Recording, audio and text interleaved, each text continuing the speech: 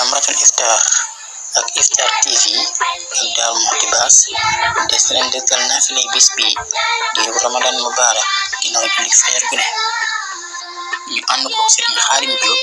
ak Serigne Khadim Jim ak Serigne Mouhamadou Basir Serigne Basir. Bismillah mbokki julit yi Sénégal ak li ko wër groupe Jamratul Iftar ak Iftar TV ñoo dellusiwaat ngir dikkalaat leen seen naafila bis bi.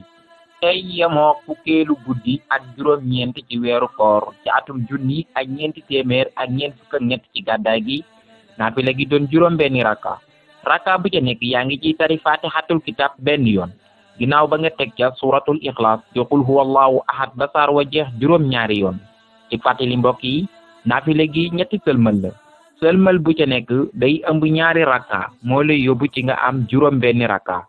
lii nag ñu ngi ko jële ci téereb Serigne Souhaïbou Mbacké rahimahullah groupe Jamratul Iftar ak Iftar TV di leen ñaanal kooru jàmm.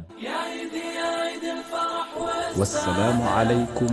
wa rahmatullahi wa barakaatuh.